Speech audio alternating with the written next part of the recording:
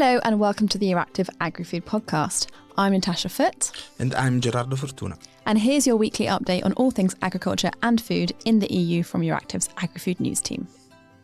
This week, what's going on with the institutional power balance and a trip to Ireland? So welcome back to the podcast, and you were back with the OGs this week. Yeah. The originals. Gerardo Fortuna and seasoned agri-journalist Natasha Foote. So seasoned. If you get that reference, shout out to you. Yeah, seasoned and famous, we could say that. Whoa, hang on now. Yeah. Can we say that someone Making actually me blush. Stop it. asked you to have a picture with you? Stop. Anyway. It happened to me this is a bit... No. Mm-hmm. That what I thought it was about to happen, but actually it didn't happen because I was at the Agriculture Outlook. People in Brussels know that it's a bit of one of the most important yearly event in Brussels. And in December, the Commission is presenting this Outlook, and there were some guys, and they came to me with you were like, "Do you want my signature?" With the phone in their hand, asking for a picture, and actually they wanted me to take a picture of that is so embarrassing. Yeah, it's so embarrassing. I know. Gosh.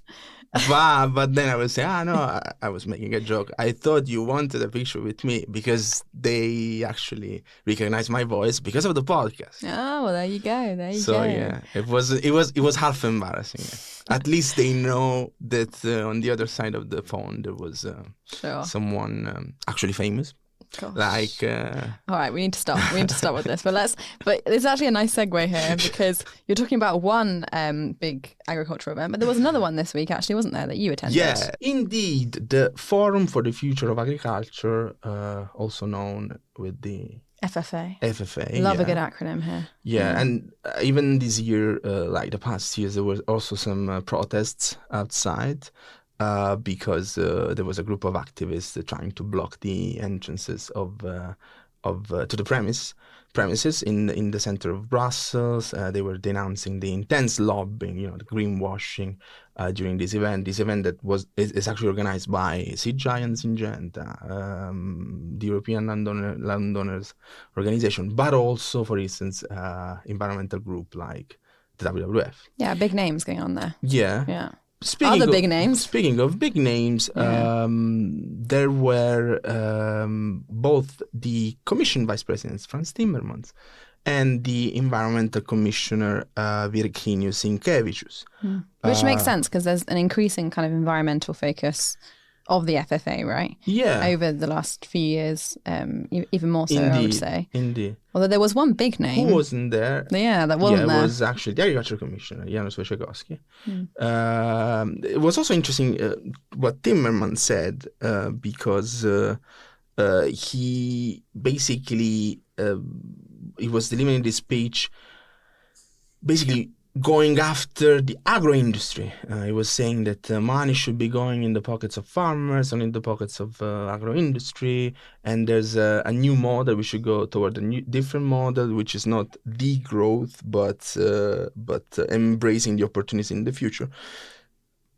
But the point is that maybe it's a topic that we can discuss for a bit. There's a bit of a shift in the power balance in the EU institution. We basically weekly reporting on clashes between, for instance, the Agriculture Committee and the Environmental Committee.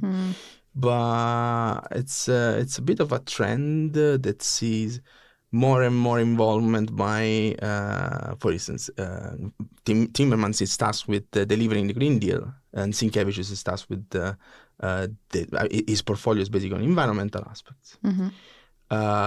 Which they're both quite, embedded in the current agricultural policy. But, if there's a commission for agriculture, there must be a reason, no? Well, you'd think, wouldn't you? Yeah. But it's true, it's an increasing theme that Commissioner Wojciechowski is not at these events for whatever reason. Don't want to speculate too much there. But it's something we've spoken about before, right? Like, remember back at the presentation of the Farm to Fork strategy? Yeah. You remember Commissioner Wojciechowski wasn't present. on that stage. Indeed. And so this is like an ongoing theme, but it's definitely something we're seeing increasingly, like an increasing sidelining as we're going towards the end of the finish line, basically, for the mandate, like an increasing sidelining of the Agriculture Commissioner, which is an interesting thing to note.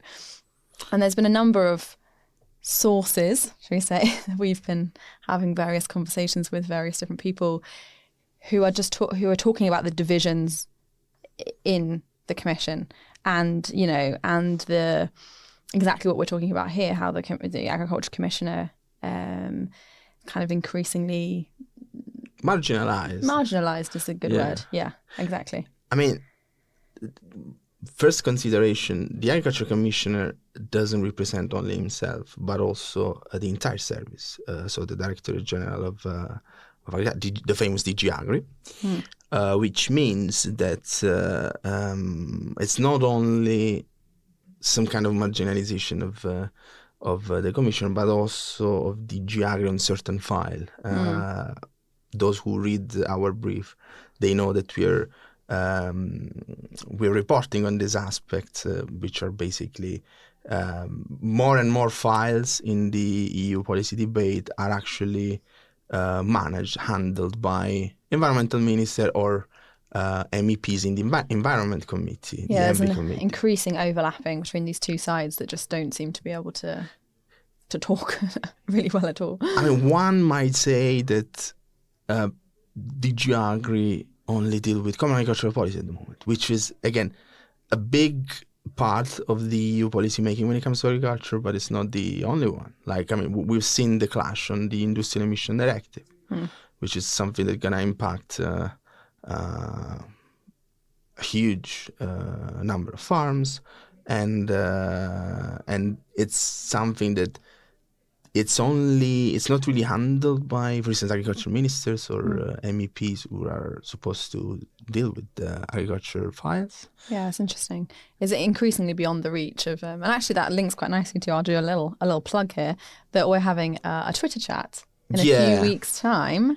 And the reason I'm mentioning this is that one of the questions is about the capacity, people's views and thoughts on the capacity of the Commission's DG Agri to handle the next CAP reform, whether it's up to the task, whether we have to reconsider the organisation of the Commission and, in maybe a different format, maybe a different DG even, is this reaching the limits, basically, of what DG Agri can do? We are actually pushing for this DG Food, also because it's really close to Natasha's last name. It's going to be perfect for puns. And we can do a lot of puns. Yeah, that is actually the main reason.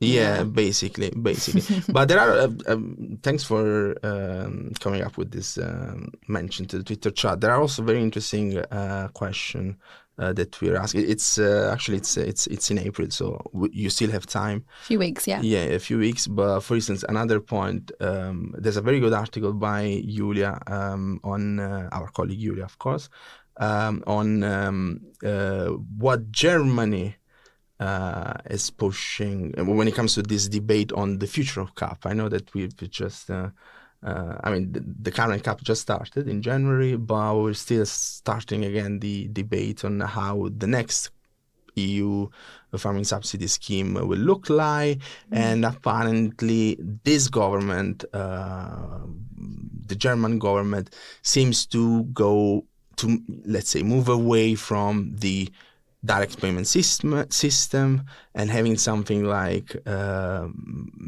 giving money for if farmers provide with certain public goods, services, right? Again, or, public goods in the sense, for instance, climate and environmental aspects. So absolutely, let's stay tuned. Stay tuned, yeah. Come and let your voice be heard on the Twitter chat. Come and join us to talk about this in a couple of weeks' time.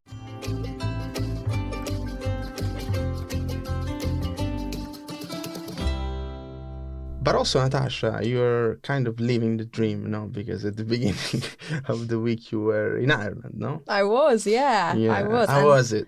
Unbelievably beautiful. You're Ireland's basically amazing. the guest of this segment of the episode. We do actually have a guest as well for the segment. But yeah, no, I went to Ireland this week, which was, really, well, firstly, such a beautiful country.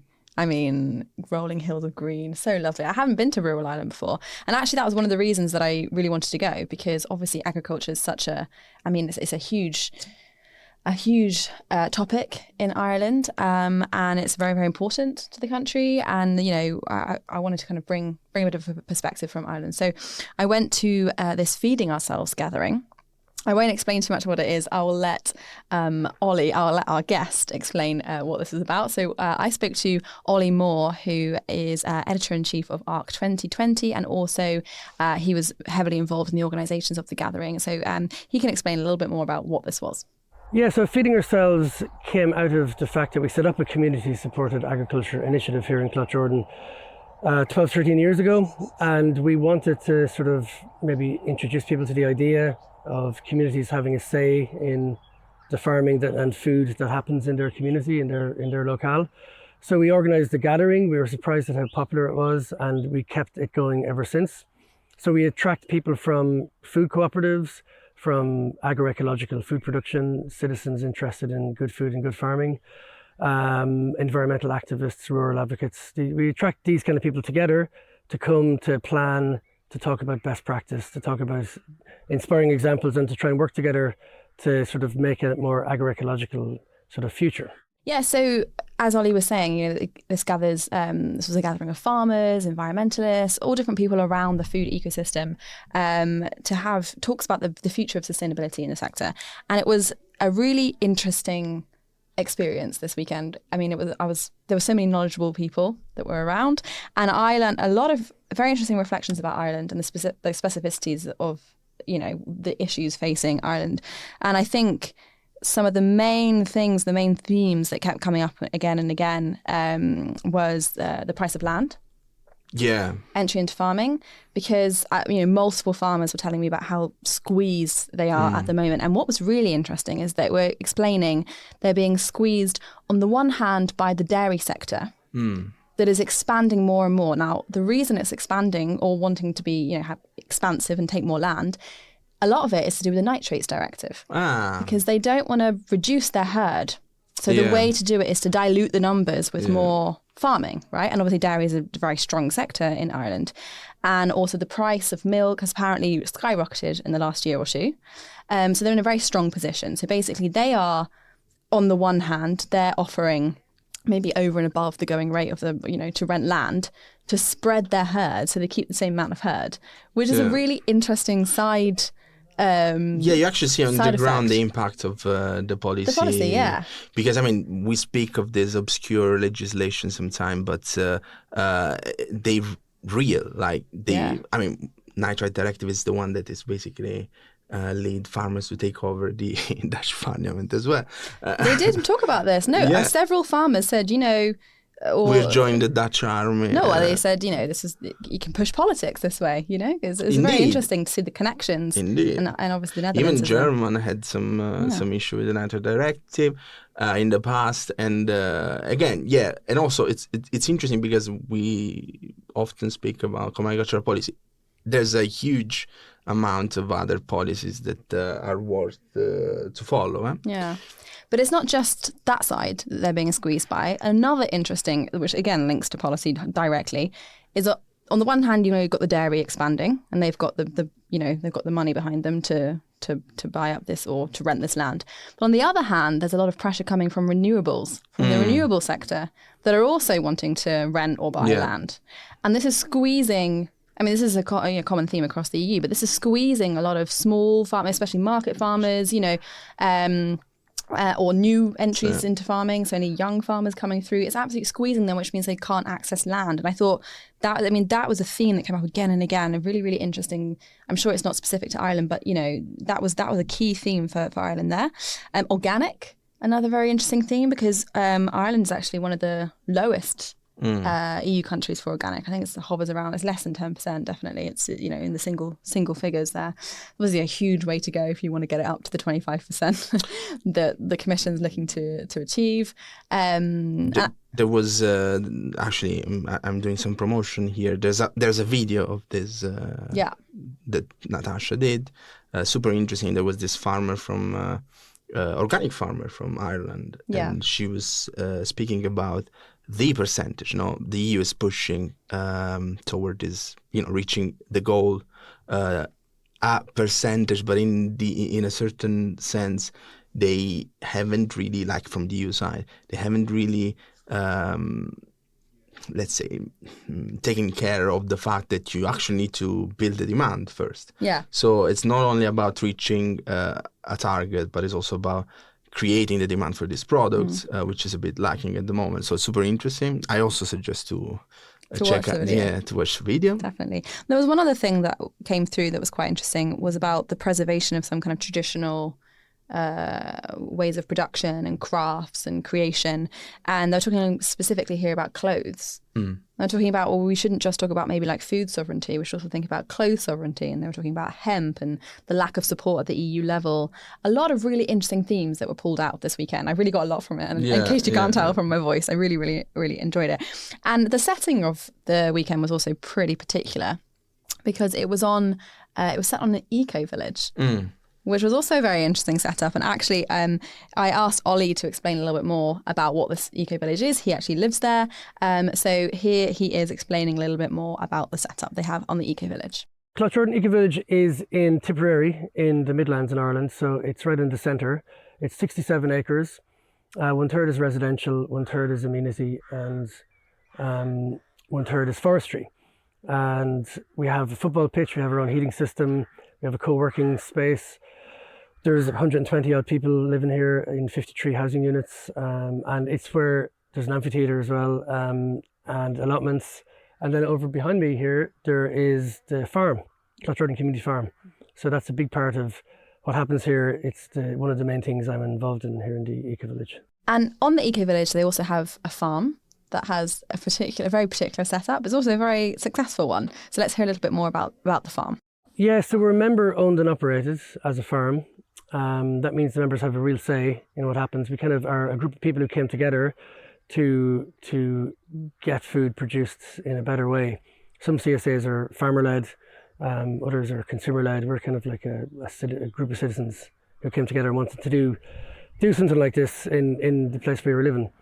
So, yeah, and the system, about a third of our money would come from the member subscriptions, and then the rest comes from some of the training schemes we're involved in and some of the advocacy work we do as well. So we bring lots of people from all around Europe here on 1-year training schemes, which adds a lot of life and vitality to the place. Lots of skills, and they're great people to have in our orbit for the year.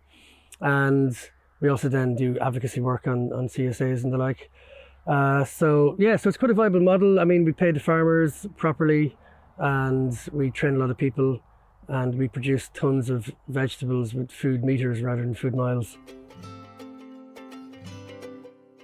So that's all from us today. And this week, like every week, the EURACTIV Agrifood podcast was put together by EURACTIV's Agrifood team. That's Natasha Foote and Gerardo Fortuna, with the technical support of Ed Curie.